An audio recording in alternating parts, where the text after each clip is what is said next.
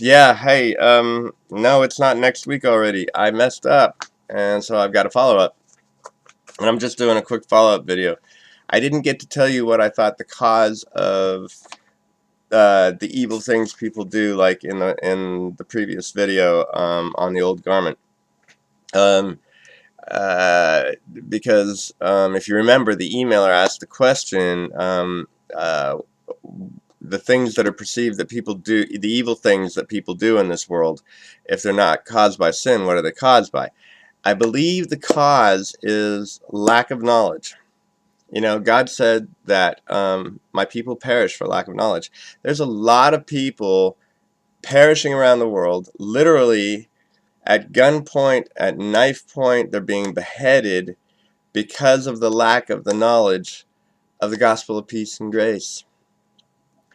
And Christians are killing abortion doctors, and Muslims are beheading women who have taught their daughters to read, and the list goes on, and we have religious factions fighting each other in the Middle East and elsewhere, um, because the Shiites are the right ones and the Sunnis are the infidels, or vice versa, or they're fighting against Christians because the Christians are the infidels, and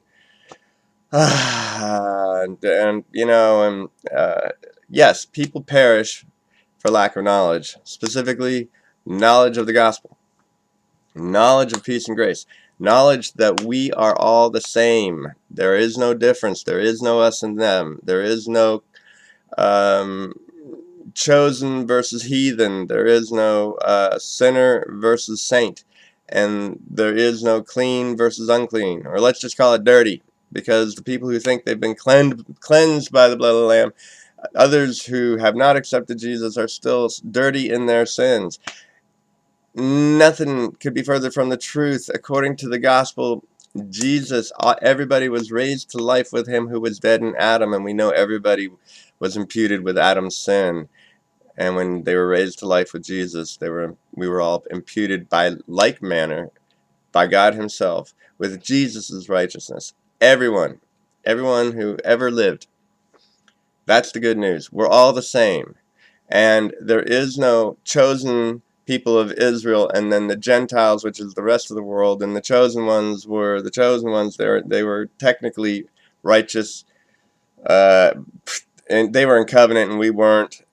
Jesus took the heathen and the Jew, and out of the twain created one new creature, equal with him, seated at the right hand of the Father.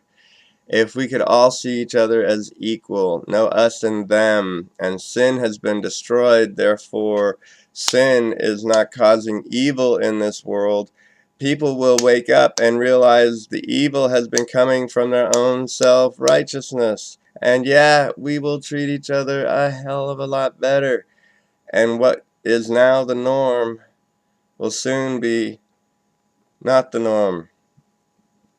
Those quote-unquote evil things that people do, there'd be a lot less of it. There'd be a lot more cooperation. There'd be a lot of fellow man helping out fellow man, fellow human helping out fellow human. And yes, that's what I believe causes all that. It's the lack of knowledge, and it's the knowledge of the gospel. There's not one person in this world who couldn't benefit from it. Even atheists, I believe, could benefit from it because they usually grow up, they actually still believe the religious hocus pocus about good and evil. They still judge people, and because a lot of atheists are former religious people, and the only reason they've chosen not to believe in God is really stupid, because they just choose not to believe in a God because the God they were told about, they're not going to believe in such a mean God, therefore God doesn't exist. Well, what if God really was like that? You choosing not to believe that there's a God doesn't make him not exist anymore. He's still there. Thank God he's not like that, though. Alright, that was my follow-up because I wanted to get that in and squeeze that into my first video, which went a lot longer again than I wanted it to, and I'm sorry for the babbling and rambling. But I really do wish you all a really great weekend, and I'll talk to you soon. Bye-bye.